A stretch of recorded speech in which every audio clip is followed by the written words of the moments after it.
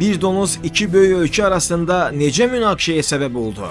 Amerika Birləşmiş Ştatları və İngiltərə arasında başlayacaq müharibəni niyə Alman imperatoru sonlandırdı?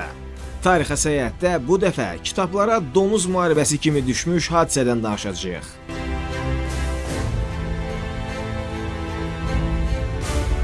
19-cu əsrin sonlarında Amerika Birləşmiş Ştatları və İngiltərə arasında ərazi mübahisələri daha da geniş vüsət almışdı.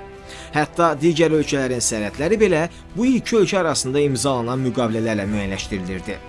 Belə ki, 1846-cı ildə Amerika Birləşmiş Ştatları və İngiltərə Oregon müqaviləsi imzalayaraq Amerika Birləşmiş Ştatları və Kanada arasındakı sərhədi müəyyən etdilər.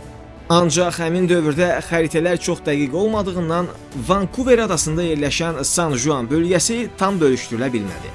İngilislər dəniz sərhədinin şərqdəki Rosario boğazından, Amerikalılar isə qərbdəki Haro boğazından keçməsini istəyirdilər. Bu səbəbdən hər iki ölkənin nümayəndələri əraziyə gələrək burada yerləşməyə başladılar. Bu anda dünya tarixinə düşəcək bir hadisə baş verir. Bir donuz qonşu həyətə daxil olaraq fermerin əkdiyi kartofları yeməyə başlayır. Donuzun sahibi İngilis, fermer isə Amerikalı idi. Amerikalı fermer donuzu görəndə onu tüfənglə vuraraq öldürür və bunu öz torpağını qorumaq məqsədi ilə etdiyini deyir. Donuzun sahibi İngiltərənin Hudson Bay Company şirkətinin nümayəndəsi isə buna görə Amerikalılardan külli miqdarda təzminat istəyir. Söz-söhbət böyüyür və ərazi mübahisələrinin alovlanmasına səbəb olur. İngiltərəli mühafizəçilər Amerikalı fermeri həbs etməyə çalışır və bu zaman fermer ölkəsindən yardım istəyir. Amerika Birləşmiş Ştatları adaya çoxlu sayda əsgər göndərir. Bunu görən ingilislər isə silahla dolu 3 gəmini adaya yollayır.